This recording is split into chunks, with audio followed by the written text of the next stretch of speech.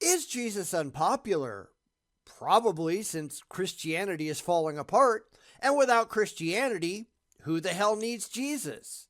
I guess as a punching bag, an imaginary punching bag, why not? But I doubt that's what our video maker is after.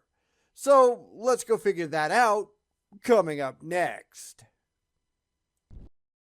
We're going to look at a video by Paul Turner called 4 Reasons the Real Jesus is So Unpopular. Well, you can probably already imagine what I'm going to say to that, but hey, he might have something intelligent to say, and you never know till you try. Although that doesn't tend to turn out so well for the religious, and we've tried a lot and been disappointed every single time, but I'm willing to give it a go if you are. So I guess I'll see you on the other side. Jesus has been a pop culture icon since the musical Jesus Christ Superstar opened on Broadway October 12th, 1971. Please tell me this is not what you're going to be doing for the entire video, because I'm going to be very disappointed if this is your whole shtick. Because I can say the same thing. Mormonism has been a pop culture icon ever since the Book of Mormon opened on March 24th, 2011. Or, looking behind him, Star Wars has been a cultural icon ever since it first showed on May 25th, 1977. Yeah? So? And do I have that original comic? Yes. Yes, I do. Because none of that is actually real. I mean, there are real musicals and real movies, but what they portray, that isn't real. Not necessarily, anyhow.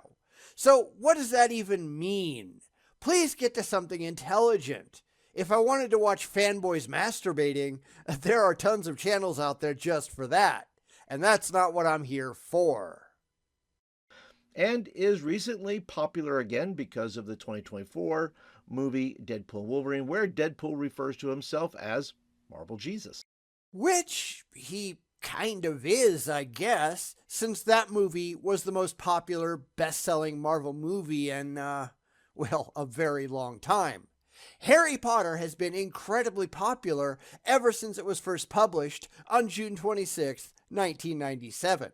Okay, I'll stop doing that if he will. I'm just pointing out just how pointless any of this is. In the context that we're trying to cover here, at least I hope, it doesn't matter when something became popular, or even why it is popular. It matters if it is factually true. And that's all I'm ever trying to get at. Something the religious never seem to care that much about, right? There are things, such as those that I've mentioned, which became a cultural touchstone for a generation or two, but they're all still fiction, aren't they? If you want to impress anyone with your Jesus talk, you need to prove that he's more than just fiction, and you can't do that with fifis and faith. I have no idea if he's even going to try to make an attempt. Probably not, since most of them don't. But it would sure be nice to see them try, wouldn't it? And although Jesus is a pop culture icon, that doesn't mean that the real Jesus is actually popular. In fact, I would make the case that Jesus is as unpopular with sinners, but is especially unpopular with religious people. You can't even prove that there was a real Jesus.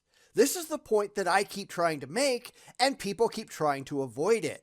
Just for shits and giggles, I went and looked, and apparently there are about 23 people in the UK right now, but they're there, and they're all named Harry Potter. And there are supposedly 115 of them in the US, although I think that sounds pretty low to me, not that that really matters. However, just because you can point to these people named Harry Potter, that doesn't mean you can assume that any of them can do magic or went to Hogwarts. And there's a whole lot more evidence for real Harry Potters than there is for any real Jesus. Although, if you remember, I used to have a gardener named Jesus, and that's about as close as you're going to get. Now, I'm sure he's going to have all kinds of reasons for, if his video title is right, for why people don't like Jesus or don't want to do what Jesus supposedly said to do. And all that, but what about the fact that nobody can even prove that Jesus was real in the first place? It doesn't matter if you really like the idea. You need evidence, and nobody at all, nobody on the entire planet has any evidence that there ever was a real Jesus who did the things that it says he did in the Bible. Why not is not a good reason to believe that it actually happened or is true. You actually need to be able to back it up. And it's really too bad that nobody can. I think people think Jesus is all about love, forgiveness, being countercultural, feeding the poor, heals the sick, and all of that is true. If you're only talking about a character in a book, sure, why not? Jesus is whatever the people who wrote the tall tales down said that he was, because so far as we can tell, it's all made up. I don't know why that would impress anyone, although there are people out there who pattern their entire lives after the exploits of made-up fictional figures. And yes, that is as pathetic as it sounds, but why should we believe that any of this is actually true? Remember, for some of this, I'm coming at this as a fan, but never as a fanatic, and far too many people cross that line.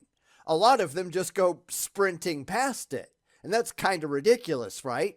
But when it comes to claims that any of this stuff is factually correct, you need demonstrable evidence, and sadly, these people just don't have any. And Jesus just sort of wanders around quoting some pretty cool philosophical one-liners that we should live by. I don't think so. I guess it depends on what you're talking about specifically, but he said some pretty stupid shit too, like take no care for tomorrow in the Sermon on the Mount. Or stuff like Mark 16:18. They shall take up serpents, and if they drink any deadly thing, it shall not hurt them. They shall lay their hands on the sick, and they shall recover. And Matthew 5:29 through 30. And if thy right eye offend thee, pluck it out and cast it from thee. And if thy right hand offend thee, cut it off and cast it from thee. Or Matthew 19:12. And there shall be eunuchs who have made themselves eunuchs for the kingdom of heaven's sake. He that is able to receive it, let him receive it. Yeah, don't go cutting off stuff that you happen to need. Maybe think about this stuff first before you go making any important life choices. Just a thought. Jesus said some really awful crap, though. Don't let anyone tell you otherwise. But this is the 30,000-foot view of Jesus. He can be whatever we think he is until we start to zoom in. Because Jesus, as far as we can tell, is just made up. At least the view that a lot of people have of Jesus, that's just made up. There is no external evidence for any of this. No demonstrable eyewitness accounts for anything. This is just what people want to believe. And wanting to believe is not enough. This is just, well, it sounds good to me theology. And you know my thoughts on that. Most people never get beyond the 30,000-foot view because that's what's comforting. Hardly anyone gets down in the trenches with an understanding of rationality and evidence and reality because that's where the entire picture of Jesus disintegrates. It doesn't matter what you want to be true. It matters what actually is, and the only way to get to demonstrable truth is to have evidence. And sadly, the religious don't have any. And that's when the illusion falls apart. People love the idea of Jesus, not the actual Jesus, the Son of God. Because that's also the illusion of Jesus. That's just what you really wish was true. But that doesn't make it true, and that's the whole point. This is why I have faith means absolutely nothing, because I have faith doesn't get you to factual reality, and that's all that actually matters. Granted, it doesn't tend to matter to the religious. In fact, I don't think I've ever met a theist who actually cared about reality and put that caring to the test and, actually remained religious. Some will go to a certain point. They'll make a cursory effort and then just leap to, therefore God. They're missing all of the steps in the middle that get them from wherever they left off to an actual demonstrable evidence-based God that actually exists. Why? Because they don't care. There is no way to get from point A to point B without making the irrational leap. I'm never making that irrational leap in anything that I do, and I don't think anyone else should either. Unless there is a non-faith-based way to get from A to B, nobody should ever go to B, because B isn't real. Deal with it. And here's why I think the real Jesus is so unpopular. You haven't proven that there actually is a real Jesus yet. Not that he's going to try, because I think we all know that he can't. Sure, we'll get to his excuses, because that's all they're going to be. It's just a bunch of feel-good nonsense where he can feel holier than thou, and somehow that makes all of his beliefs true, at least according to him. But that shouldn't be impressive to anyone. Walk me through the steps, how you proved that this Jesus character was actually real with more than "my book says a thing," or "I'm just going to think you're an idiot." It's not much of a surprise that I think there are so many idiots out there, right? Because a lot of them, especially the religious, they're all doing this. Your faith doesn't impress me, and it shouldn't impress you. That it does, that says there's something wrong with you upstairs. Do something, because until you can actually do something, you've got nothing at all to be proud of. First of all, it is his exclusivity. To the naked eye, or the stained glass eye, Jesus is inclusive, and he is. According to your unsupported beliefs. Now, we can talk about Jesus as a character, since Paul here isn't going to try to address him as a real individual based on evidence, so let's just take a big step back and do exactly that. Jesus really wasn't inclusive. Sure, he hung out with hookers and tax collectors, but not because he thought that they were good people. He actually thought that everyone was just as fucked up as they were. If he actually had to hang out with people who did the right thing, Jesus would have been an introvert living in his mother's basement and watching porn online. Oh wait, that's a sin, isn't it? Skip the porn part. So no, he had to go out and find someone to hang out with, and since he seemed to have had the hots for Mary Magdalene, her and her kind of people were A-okay with Jesus, I guess. Since he really thought that they should be something that they really weren't, something that they couldn't be. So I guess Jesus was kind of messed up with ridiculously unrealistic expectations and desires, which sounds a lot like modern Christians, doesn't it? Jesus loves everyone. God loves everyone. Sure doesn't show it though, does he? Because if you love everyone, you don't go out and mass murder them for funsies. You don't order your followers to commit genocide for shits and giggles. You don't send the overwhelming majority of humanity to fry for all eternity because they don't do what you say, especially since you have made it absolutely impossible for them to comply. This is not what love looks like. This is a control fetish. This is nothing to be proud of. How the religious justify this, I have no idea. I'm trying to remember how I did it way back in the day, and I honestly can't. Probably I just didn't think about it much, which seems to be how the majority of Christians I run into operate today. It's just something they take uncritically on faith, and the second you bring up the problems, they just want to shut you up again because it's uncomfortable for them to consider. Maybe they ought to be more uncomfortable because maybe then they wouldn't believe all this stupid shit. And wouldn't that be nice? But not everyone is going to make it to heaven. Why? Well, because Jesus said, "Not everyone who says to me, 'Lord, Lord,' will enter the kingdom of heaven." You know, I don't like Bible reading rainbows, so I'm going to break this up a little bit. So my question is, why not? Because this is just a way for God to pick and choose the people he really likes. Because he doesn't seem to really like people, does he? He kind of fucked that up because he made everyone with the full knowledge of what would happen if he did so, and he still did so. So he's got nobody to blame but himself. Because really, ask yourself, what was God's end game here? God, who is supposedly omnipotent and omniscient, creates a world that he just had to have known would go to shit. He could have done it any other way, yet he didn't because he really wanted to watch everything go up in flames. There is no other way to see it. Your God is a sadist. He created unrealistic rules that he knew that his people couldn't follow, not wouldn't, couldn't, yet he did it anyway, didn't he? So what the fuck is wrong with this stupid God character of yours? You tell me. But only he who does the will of my Father in heaven. And many will say to me on that day, Lord, Lord, did we not prophesy in your name, and in your name drive out demons and perform many miracles? And how the hell did they do that if they didn't have God on their side? That's kind of an interesting question, isn't it? Because back then, they didn't really believe there was only one God. Even if they termed them demons or stuff like that, they still thought that there were powers in the universe that could do magical stuff. And if that's true, why does God permit it? Doesn't God have a choice?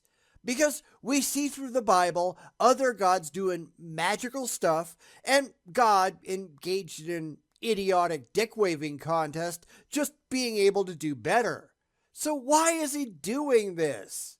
Because it's all just made up. There is no magic. There are no miracles. This is all just wishful thinking because people really wish it was true. So no, nobody drove out demons because as far as the evidence goes, there are no demons. No evidence for them anyhow, as I said. There are no miracles, none that can be demonstrated with evidence. They can't even define what a miracle is in any defensible way. So this is all just bullshit. Not that we shouldn't have expected it to be, because what else is new? Then I will tell them plainly, I never knew you. Depart from me, you workers of lawlessness. This was said right after Jesus was talking about false prophets. Which don't exist because there are no demonstrable true prophets. You're talking about con men. And I am not impressed by con men, and you shouldn't be either. This is just more dumb shit that Jesus supposedly said, not that you can support that at all. Because today, there really aren't a lot of prophets running around, are there? There are a couple of high-profile lunatics who pretend, and the dumb people that follow them around, but that doesn't prove that they're actually prophets, because you can't put their supposed prophecies to the test and prove that they can actually see the future. Come on back when you have actual names and dates for when your prophecies will take place.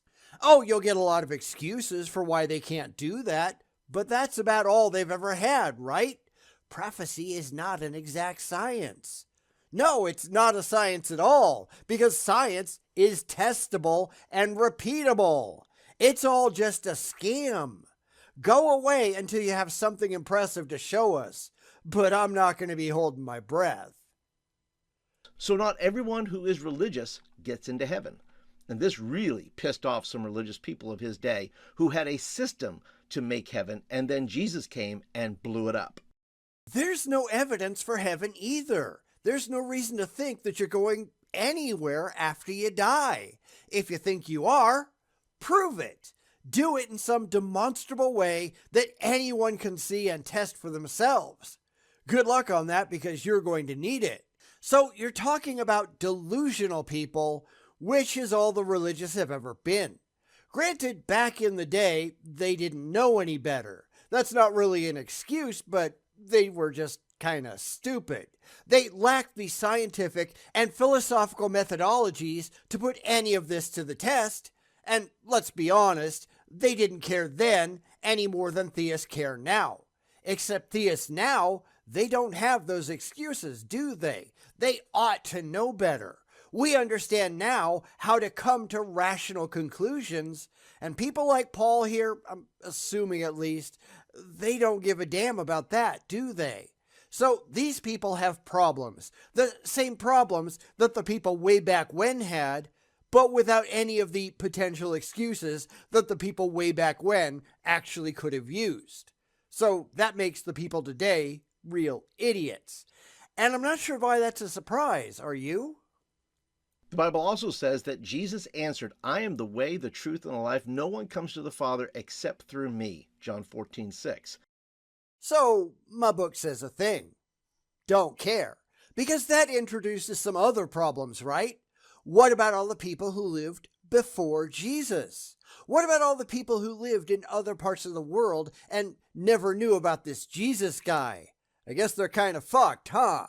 Because Jesus said no one, not no one who could have conceivably known about and had faith in me. The rest had other standards because it would have been a real dick move if they didn't.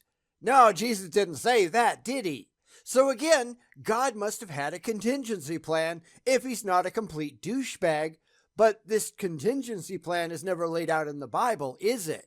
It's like whoever wrote the stupid book didn't know that there was a giant world out there somewhere beyond the tiny little spot on the map that they were aware of. Because that's all it was. Remember, the Jews at the time thought that the world was a flat disk floating on water with their little corner of the world being in the center and the edges were just clouded in mystery. They didn't know anything. Any potentially real Jesus, he wouldn't have known anything either. They were just a bunch of ignorant sheep herders who had no clue what was actually out there, and that's the basis of Christianity. Yeah, it is as dumb as it sounds.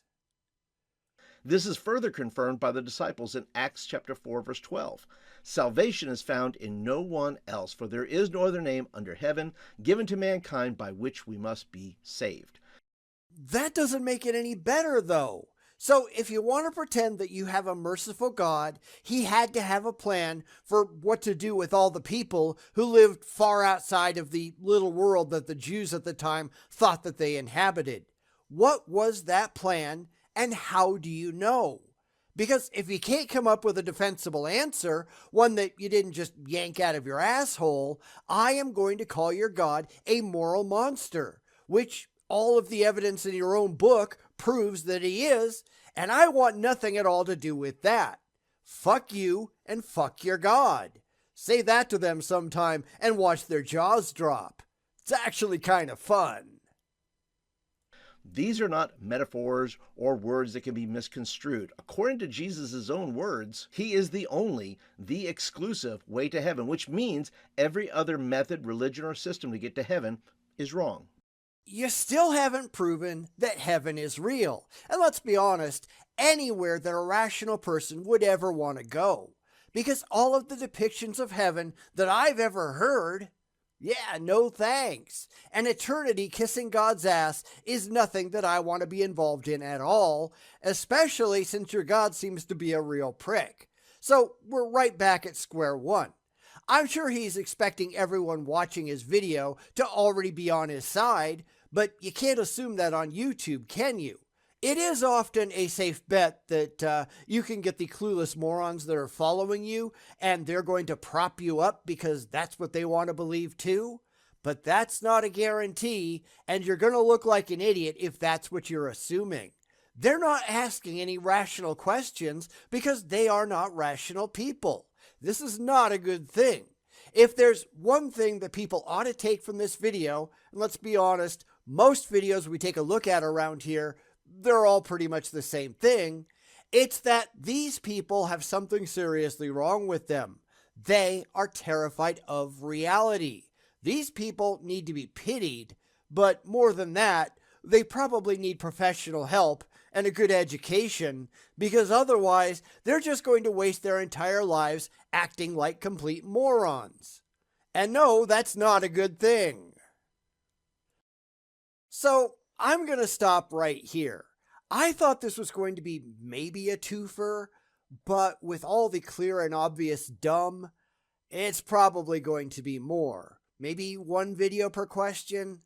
I don't know yet, but I guess we'll just have to see. he really comes off like somebody who takes Star Wars or Star Trek way too seriously and thinks any of it is true. He's only concerned with official canon, and that's kind of a problem. He's not aware that all the things that he believes are completely unjustified and probably not true, although he doesn't care about that because it provides him some emotional comfort, and that's all he's looking for at the end of the day. That's dumb. That really is. So we'll pick this up with his second reason next time and see where that goes. If I can get through more than one per video, I will, because I don't like these things going on and on and on. But like I said, I didn't figure this was going to be this way. Life is like a box of chocolates, right? Really terrible, rotten, awful chocolates that taste like crap, and you want to get through them as fast as you can without throwing up. I think that's what Forrest Gump said anyway, right? So let me know what you think of his first points, and we'll pick this up again next week. Hopefully his next reason will be more rational, but I wouldn't be holding my breath. If you did, you'd turn blue and explode, and where's the fun in that? Why is Jesus so unpopular? Personally, I think it's because Christianity is dying a slow and well-deserved death, and without Christianity, who the hell needs Jesus? But that's never what the still remaining religious want you to believe, is it? So let's get back into this and see what a self-professed Christian really wants to be true. Not that it demonstrably is or anything, but since when did the religious care about the truth? Signs point to never. We're back with Paul Turner today for one, maybe even two of his reasons why Jesus is so unpopular. And that assumes a lot that is simply not in evidence. But I don't think Paul much cares, do you? So, is he going to have any decent points here, or is it just going to be the same back-patting wishes and dreams that the religious have been trotting out forever, pandering to an already religious crowd that already supports them and isn't going to ask any intelligent questions? I know what I think, but let's go take a look anyhow. Somehow, I don't think we're going to be impressed. The second reason that I think Jesus is so unpopular is his selective will. Jesus does not, and I say selective because, well, we don't get what we want sometimes. He gives us what we need and what is best for us. Oh, look, another bald rationalization. Because that's pretty much religion, isn't it? They look around them at interpreted problems, then they just make up non-existent answers, and where those pre-existing answers don't actually answer their questions, well, they just twist and turn what they already believe until it provides an answer that they can live with. I mean, that's religion for you, folks.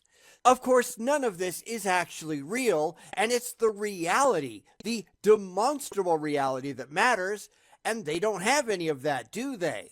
This is, as it always is, an emotional comfort mechanism. They really want to know, but in the absence of any actual knowledge, and we'll talk about that in a second, just having any answer, no matter how nonsensical, is better in their minds than having no answer at all.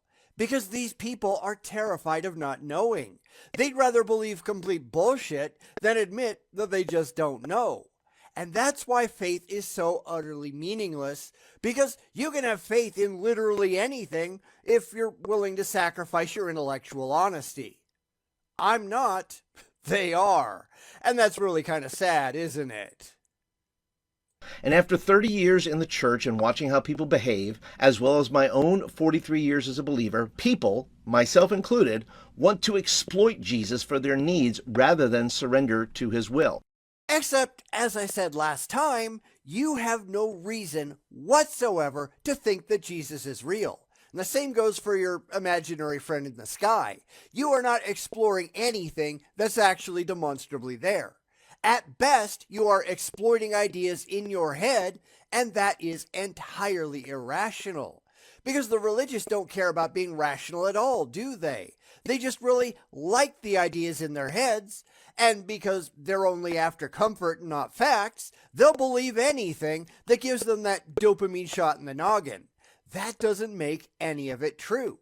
So he's got, 30 years experience with a group of delusional idiots who just really want to believe, and somehow I think he thinks that's supposed to be impressive. Yeah, I don't think so. Because I actually care what's true, even if it makes me feel miserable. If I found out today that I had cancer, I'd accept it, even though it wouldn't make me happy. I wouldn't pretend that it wasn't real or that there was some magical cure out there somewhere, if only I paid enough shyster priests and magic men to cast their spells and pray for me. I'd have cancer. I'd do whatever was best medically advisable, and then when all potential cures and remedies had been exhausted, I'd accept it and I'd die, because we all do. Learn to deal. We love Jesus when he gives us what we want and have little use for him when he doesn't. It can be a very one-sided relationship. I have no reason whatsoever to think that Jesus is real to begin with, so why would I love something that I am not intellectually convinced exists? This is another video, as the overwhelming majority of them are, that is aimed right down the gullet of the existing religious believer. He's not expecting anybody to be asking any of the obvious questions because the people in his intended audience already believe all this crap on faith. That's a mighty convenient place to find yourself in, right? Almost like they do it by design. Find a bunch of people who already believe everything that you say, and then you can just spout bullshit with impunity because you know that nobody in your audience is going to call you out on it. Well, I'm not part of your intended religious audience. I am going to call you out on all of your bullshit. Not that he's going to care, because he's got a good thing going with the crazy people in his existing audience.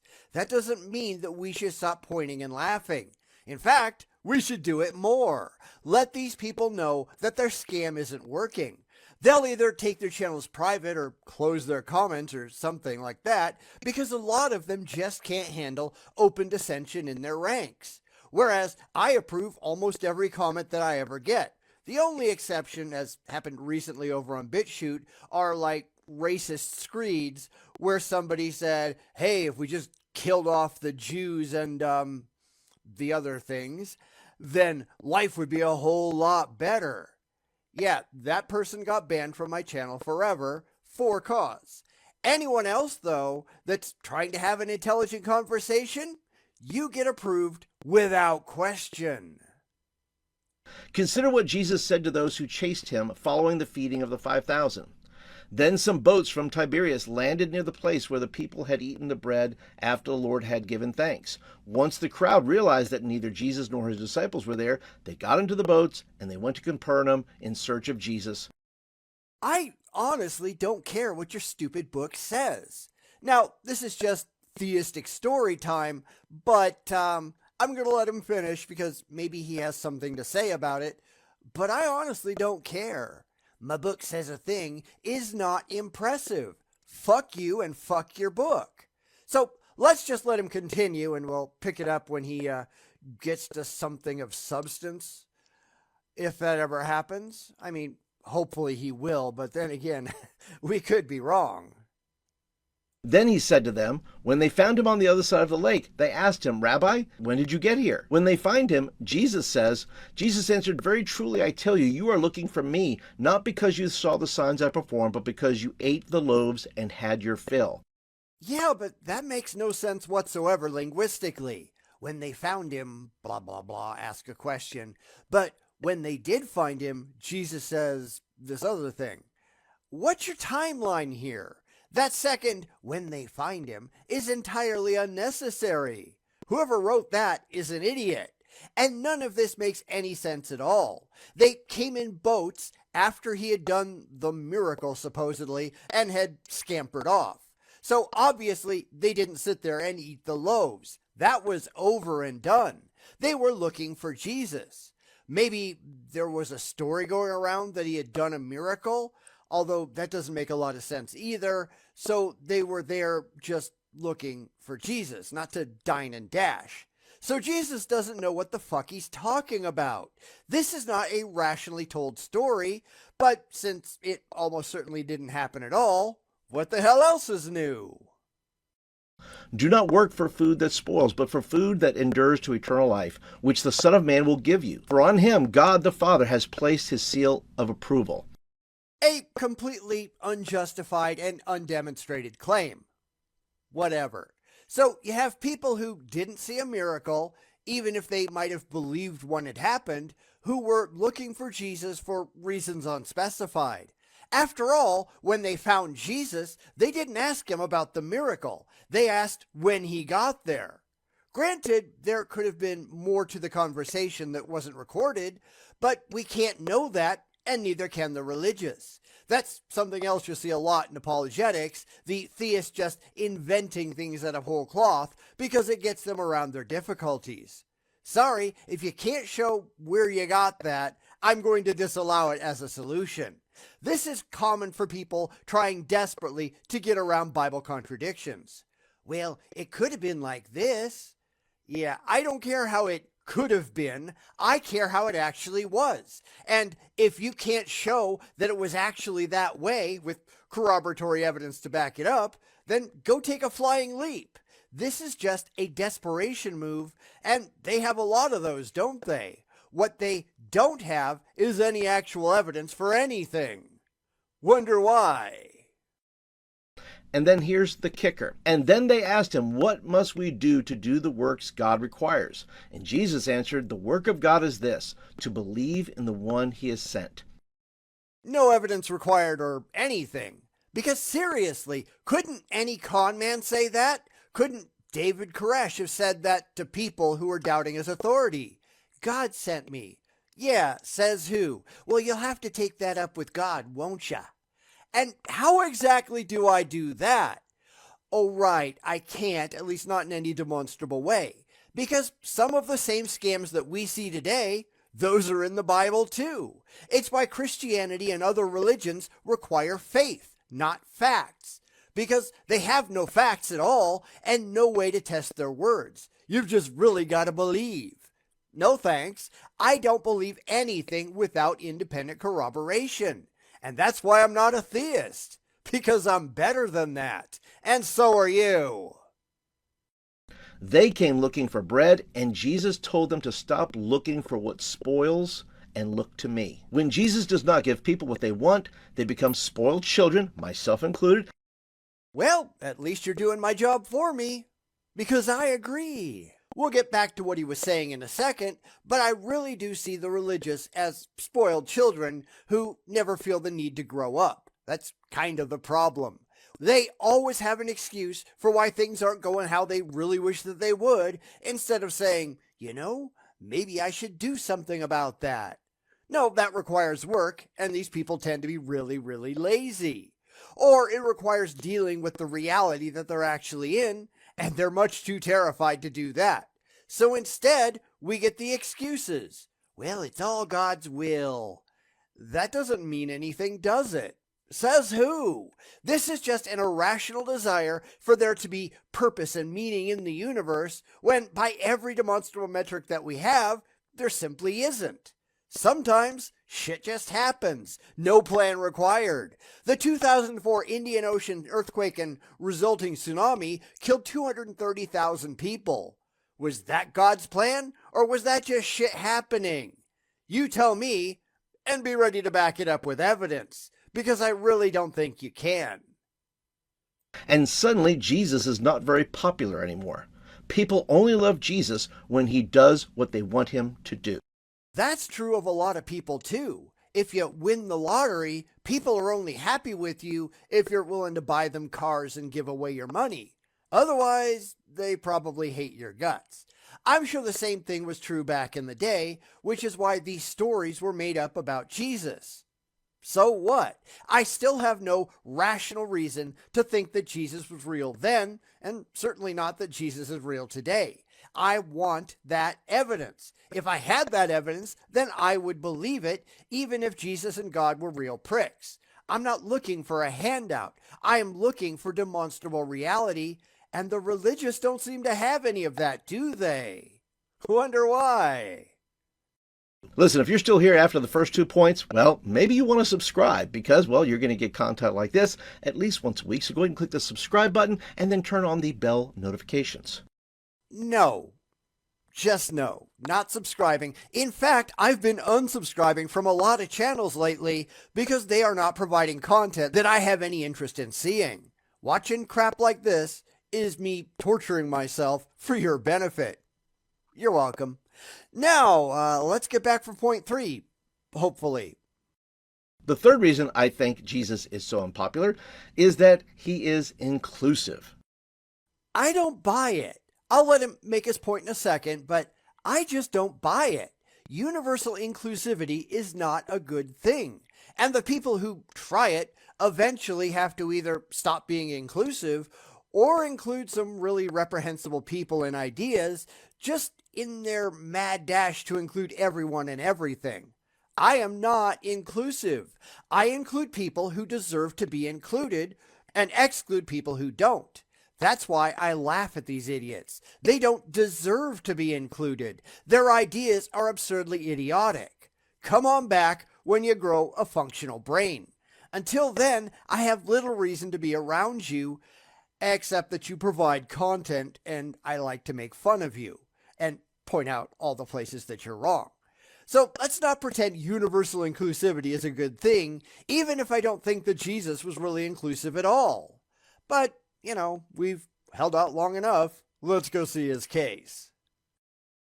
Wait, Paul, didn't you just say that Jesus is unpopular because he is exclusive? Yes, and that stands in regards to salvation and eternity with God, which makes sinners mad. But inclusivity makes Jesus unpopular with the religious crowd. I can actually go with that depending on what he really means. Because the religious crowd is only in this for the fifis and faith. They are ultimately looking for comfort, and anyone who doesn't provide comfort, they become public enemy number 1. That's why they hate atheists, because we rain on their parade, and they don't like that. Too bad. At the end of the day, the only thing that actually matters is reality, and they are not remotely interested in that. But please, Paul, expand on that so we can see if it's really worthwhile. Because the devil is in the details, isn't it? Jesus is just as unpopular because of who he hung out with as who he did not hang out with. Jesus can't catch a break. And some of that is probably jealousy, playing along with the stories for the moment, and that's certainly an issue. We see that today with celebrities. The people they hang around with love them, and the people that are left out in the cold, they're complaining behind their backs because they really wish that they were inside where it's warm. That's a pretty common human failure, I think. So far so good. Keep on going. Look at these statements, one from a religious leader's mouth and the other where Jesus addresses the religious crowd as a whole. When the Pharisees who invited him saw this, he said to himself, "If this man were a prophet, he would know who is touching him and what kind of woman she is, that she is a sinner." Luke 7:39. But everyone is a sinner, aren't they? At least according to Christian theology. The Jews are different, though, because they reject the concepts of original sin. People can choose to be good or evil based on their own actions, not based on their existence. Meaning Judaism is more rational, at least in that specific instance, than Christianity is. Granted, the idea of sin is just absurd on its face because you have no evidence that there's anything out there to actually sin against. Without divine rules, in this case, there can be no sin. You can certainly sin in big air quotes against other people or the government or the laws or whatever, I suppose, but that's not generally how the word sin gets used, so we're not going to go there. I think the whole concept of sin is idiotic. It's just a way to guilt the credulous into doing what the churches and the preachers want them to do. But that doesn't make any of it true, does it? And then Jesus says, "For John came neither eating nor drinking, and they say he has a demon. The Son of Man came eating and drinking, and they say he is a glutton and a drunkard, a friend of tax collectors and sinners. But wisdom is proved right by her deeds." Matthew 11:18. Well, some of her deeds, I guess. I'm sure Jesus wasn't looking to get laid. Although, hey, who really knows, right? As I said before, he seemed to really have a thing for Mary Magdalene. Maybe Jesus was getting a blowjob on the regular, I don't know. That's been a pretty common trope for a long time, right? Dan Brown's Da Vinci Code had that as its central concept. Spoiler alert for a 20-year-old book and all if you care. I doubt anyone does. It actually is kind of fun messing with the religious by suggesting that Jesus and Mary had a thing. It makes a lot of them really mad. They are more impressed with their own personal ideas of a human Jesus than with any potential reality of an actual human Jesus doing real human stuff. I mean, seriously, the guy had to have done a lot of, stuff that they think were sins, right? Because if he didn't, he couldn't have been human. That's what humans do. And that's why Jesus is just an idea. There's nothing real about what Christians think their imaginary man God did. Jesus welcomed everyone. He calls everyone to be saved and to follow him. But when it comes down to it, they will reject Jesus' call based on who Jesus calls them to love. Their neighbors, including Samaritans, our enemies, prostitutes, other races, other genders, other lifestyles. You might want to mention that to the majority of vocal Christians out there then, because, yeah. But this is kind of why I said that Jesus wasn't inclusive. He calls everyone to stop being who they are and be what he wants them to be like. He doesn't include the people. He only includes the people who alter everything about themselves at his whim. Because remember, Jesus doesn't want the sinners. God is after perfect people who cannot be perfect because God made them inherently flawed. That was his choice, and there's no way to get around that. So Jesus, who's really just God incarnate with a bunch of story time surrounding it, he wants the same thing. He wants Mary to stop being a prostitute. Now, granted, she was never stated to be a prostitute in the Bible, not directly anyhow.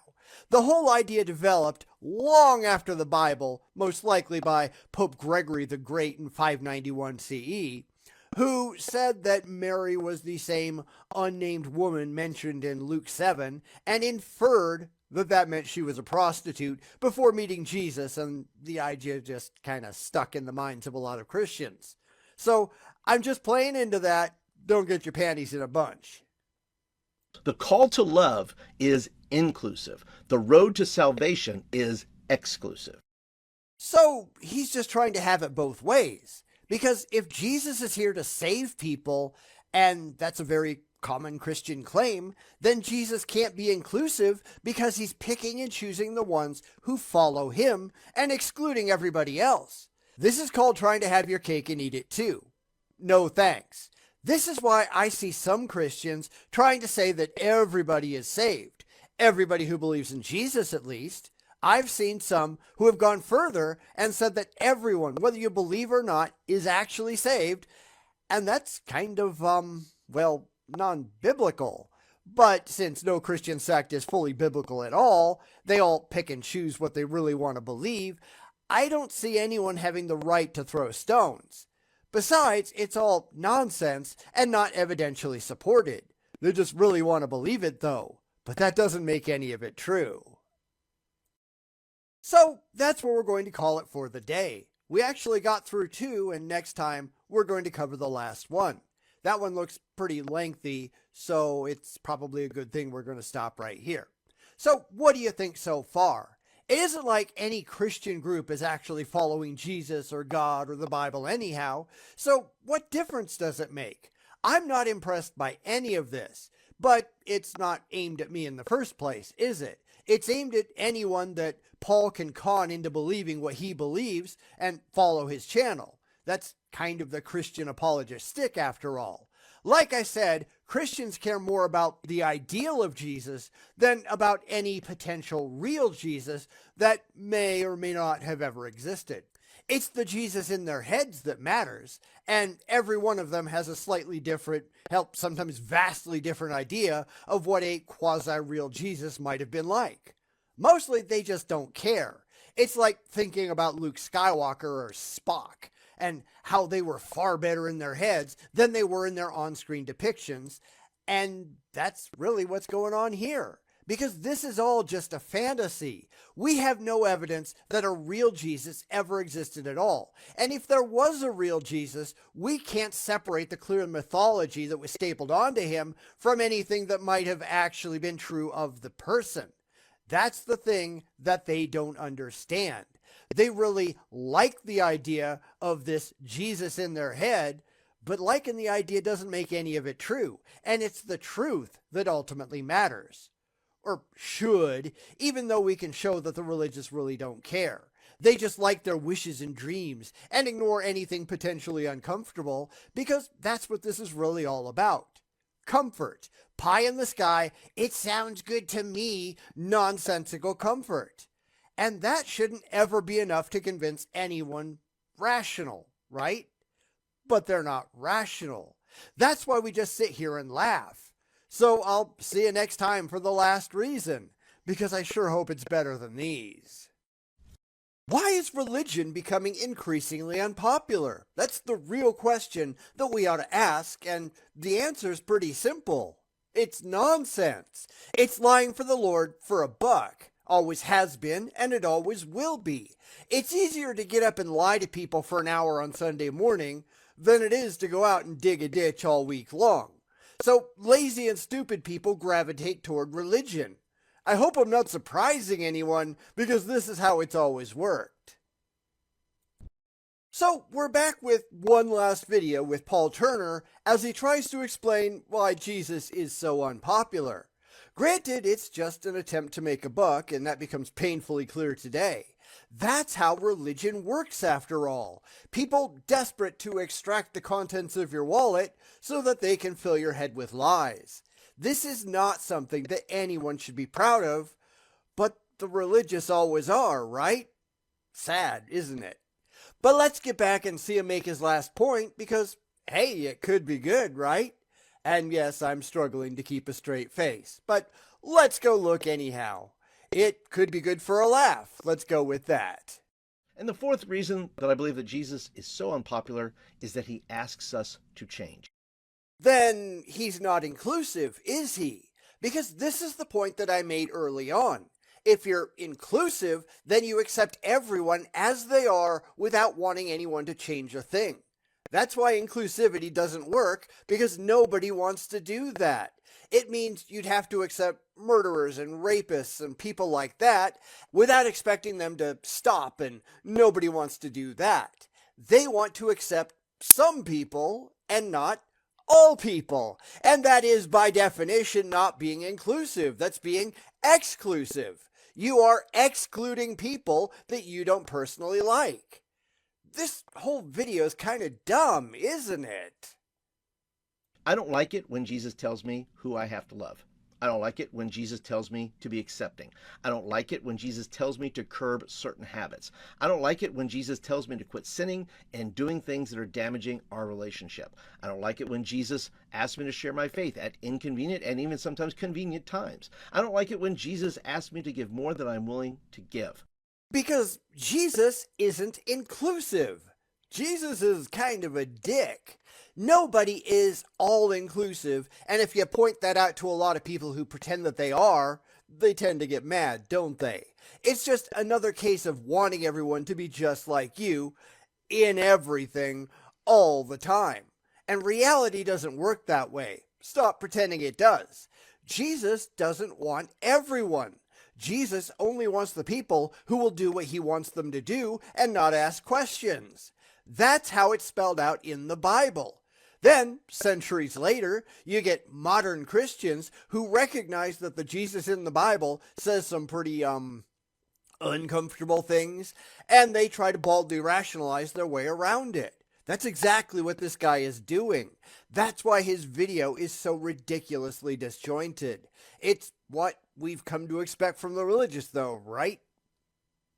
And if I don't like it, my guess is that you don't like some of these things too. We don't like mandates. We don't like commandments. We don't like it when Jesus meddles in our business, especially if we're Americans. Especially if we're humans. This is probably one more reason that Christianity is dying, because people don't like being told what to do, and that's the entirety of Christianity in a nutshell, right? Except a lot of the things that God and Jesus' boy wonders say they want are simply impossible, aren't they? You are what you are, not what they want you to be, and not what you want to be either. You are human. Some shit is just baked into your genes by evolution. There are things that you absolutely cannot choose to do or not to do. With the completely unrealistic expectations that God has, of course all will fall short. It's part of the theology.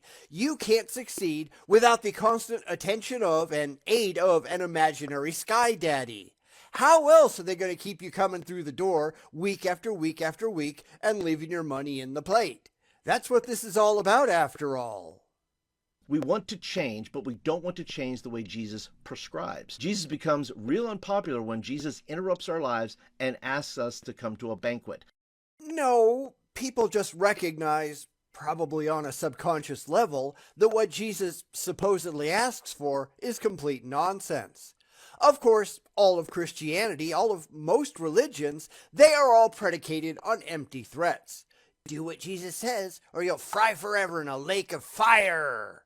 So they have to at least try to change, or at least pay lip service to change. But since God stacked the deck against us, after all, God knew we would fail and did it anyhow, which makes God a dick.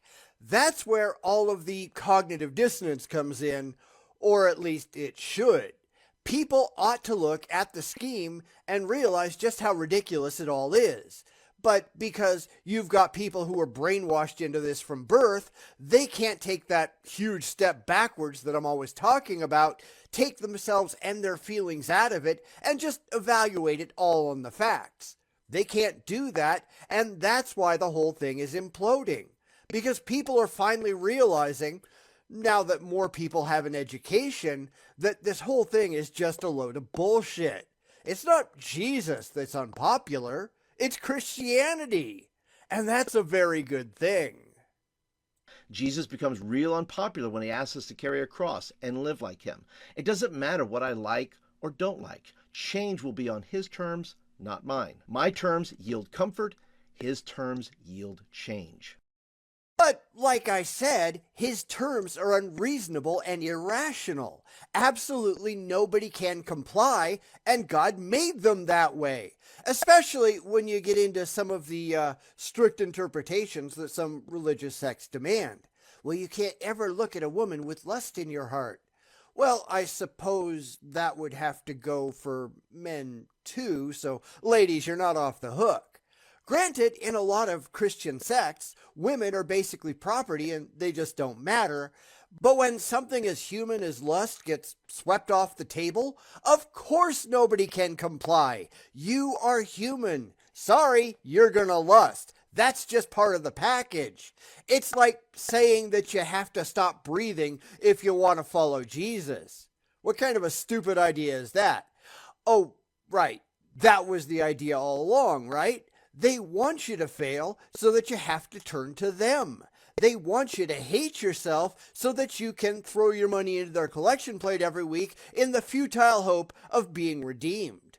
Redeemed from what? From being human? That makes no sense at all, does it? But then again, this is religion, isn't it? Now listen, I've taught teenagers for over 30 years, and there are some teens who want to be popular, well-liked, loved, just like adults do. Well, actually, it's more that some adults want those things because they remain immature children who just don't want to grow up. Once you become an actual adult, a mature, rational adult, you're too busy dealing with reality and living the only life that you demonstrably get to worry about any of that stuff. That's the crap that's so absurdly shallow that only, people like Hollywood celebrities give a damn. You know, people like that. Online influencers that thrive on attention and do nothing of any demonstrable substance. That's stupid, and so is anyone who focuses on it. Grow the hell up already. It's honestly not that hard. And in the age of social media, the way that is communicated is with views, likes, positive comments. Because most of the people who are using social media, at least extensively, they tend to be very young. You know, the immature who think that someone pushing an imaginary button on a screen actually means something. Oh, and I had someone post here not too long ago as I write this saying, "Oh, you've been around for a long, long time and you have how many ever subscribers?" Like, that's an insult. I don't care. I'm doing what I want to do. If you want to follow along and watch, go ahead. If not, no harm, no foul. I don't care. I am not after likes or people following me around and kissing my ass. If you don't like it, don't watch because I don't care. The door's over there. Make use of it. Go find content that you like. Stop whining. That often happens instead of trying to have an intelligent, productive conversation because these people, they don't want to do that, do they? They can't do that. They just really want to believe, and that's never going to impress me. And there are some teens who don't care if they're popular. They just don't want to be hated or disliked. I don't even care about that. Now, granted, it was probably a little different back when I was a teen, a very, very long time ago, but I don't think I really cared that much back then. I knew it was shallow, just like it is today. There are very few people in my life that I have to impress. My wife, my boss. That's about it, really. Other than that, I really don't give a shit what you think of me. I just don't. I am who I am. I'm happy being who I am. And damn it, I'm not changing for anyone.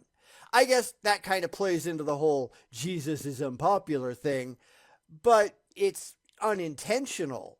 I don't give a damn about Jesus. I have no reason to think that Jesus ever existed at all. I care no more what Jesus said than I do what Harry Potter said. At least not until somebody can prove, with verifiable evidence, that any of it matters. And nobody on the religious side is even trying to do that. I wonder why. Also true of adults. But the gospel is not a popularity contest. It's the good news. The Apostle Paul shared, here's a trustworthy saying that deserves full acceptance. Christ Jesus came into the world to save sinners, of whom I am the worst. 1 Timothy 1:15. And why do you think I care what Paul had to say? Because this is where the religious go so wrong all the time. They are assuming that any of this matters to anyone but them. I care no more about the Bible than I care about the Quran or the Vedas or, hell, the dictionary. At least the dictionary is useful. I don't care until you prove to me, with evidence in support, that I should care. Empty claims, emotional pleas, wishes and dreams, and childish threats, they don't matter to me. All that matters is the truth. And if you can't show that you actually have the truth, then you are wasting your time and mine. But that's all a lot of theists are doing, right? Wasting everyone's time. They are after the same childish, shallow things that the kids on social media are after. They are out looking for attention and self-satisfaction and getting their egos stroked. And I'm sorry, but that's dumb, people. Knock it off. You're just making fools of yourselves. It's hard enough for teens to grow up and find themselves. No, it's really not. You know what you want to be. You know what makes you happy. I mean, maybe you're not mature enough yet to decide what to spend the rest of your life doing, but we all knew what we wanted, at least in the moment. What most teens these days, and I know that I'm digressing a lot, but indulge me here, but where most teens go wrong, at least in my opinion, is that they're not trying to find themselves. They're trying to appease others. It's trying to be what other people want them to be, and that's stupid. It's trying to get into the in-group. It's trying to be popular. Well, who cares about that? Honestly, who cares? Because you shouldn't. Because as you get older, you're going to realize that the in-group are usually the least happy people around. They're the ones trying so hard to be what everybody else wants them to be that they forget to be what they want to be, what they are. As long as you don't stray too far into the weeds where people hate your guts for cause, you're generally going to be okay. Find that group of people who like you as you are, who aren't trying to make you just like they are, and you're going to be fine. And that's my level of social commentary for the day. And some will become unpopular, but for all the wrong reasons. And if you're a youth worker watching this right now, I want to let you know that I have a 4-week series called Unpopular. That he'd be happy to sell you. Yes, I know it says you can have a free lesson, but all the rest costs money, right? Because generally, I think these people have the wrong idea anyhow. You want to know how to be popular? Stop caring, because popularity is for the birds. There's very few people out there that you need to be popular to. Far too many people want to be the center of attention, and that's the loneliest place you can ever be. You don't need to dance for the crowd like a trained monkey. You just have to find a place that you fit in with people who like you for yourself, and you're golden. If society would stop focusing on the shallow and meaningless, things would be a whole lot better, at least in my opinion. If you have a different one, feel free to spell it out down in the comments below, but otherwise, I'm going with what I do. Where we look at 4 people from Scripture who, among many, were unpopular for obeying God rather than man. Oh, good. Even more meaningless than I thought. Who gives a fuck about Scripture? Seriously, nobody cares about your stupid book of mythology. That's like doing a scholarly study on the themes of Harry Potter. And I know that some people do, but that just proves how college is going to hell in a handbasket these days. This is supposed to prepare you for the real world. It's not supposed to be a way for you to wank your way to popularity. If that's what you're after, please stop, because you're just making yourself look like an idiot. Gideon, Daniel, Paul, Jesus. And if you teach teens, each lesson in this series comes with activities, Bible studies, questions, graphics. And if you're interested in that, I'm going to put a link down to the series called Unpopular. It comes with all things you need to have a great 4-week series that teaches kids to follow Jesus and be unpopular. So you're just teaching kids to be dicks. Great. No wonder most of them are leaving the church. I guess this is why we're seeing a lot of the less fundamentalist churches going away from the Bible and away from being like Jesus, because they know their very survival depends on it. If they have nobody in the pews, as is happening in a lot of churches these days, then they go out of business. That's something that the religious really don't want to concede. They are a business. They are not a public service. They are a business. They need money coming in to keep preaching the supposed good word. If the religious want to survive, then they need to understand what they're really doing, and most of them simply don't. They think they're on a mission from God, when in reality they're just a bunch of con men after a buck. If they don't understand that, then they're delusional. And that's not much of a surprise there, is it? It's time believers became unpopular again, but for all the right reasons. Hey, listen, thanks for hanging with me today. If you enjoy this kind of thing and you want to watch more videos, well, I got more videos here, especially if you're a youth pastor and you say, I want some more lessons, Paul. What can you give me? Yeah, no. I don't want anything you can give me, because nothing you can give me is rational at all. This is why I really dislike the religious appeals to emotion, because that's really all they can do. Come, let me tell you something that'll make you feel good, and make sure you bring your wallet, because you'll be emptying it into my pocket.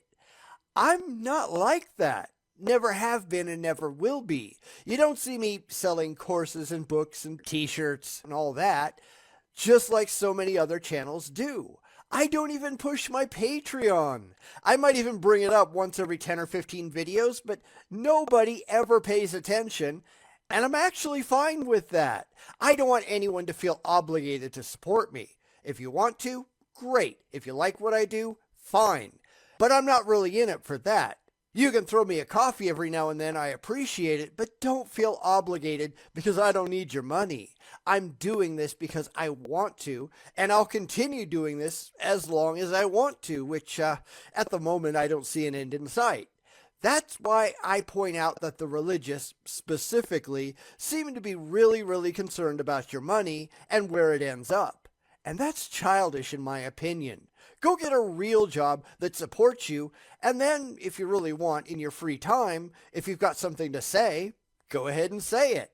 Make it a hobby, not a career.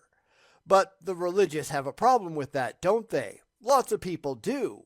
That's why they are using guilt and lies and empty promises and emptier threats to get what they want, instead of just being real. Just be honest. Care about reality. Try to tell the truth. Get out of your own head and into the real world. It can only help. But they won't do that because it doesn't make them money. Because that's really what they're after. And it's sad that more people don't recognize that that's what's going on. That more people can't see straight through it. But that's the world that we live in today, right? Which is kind of pathetic in my opinion.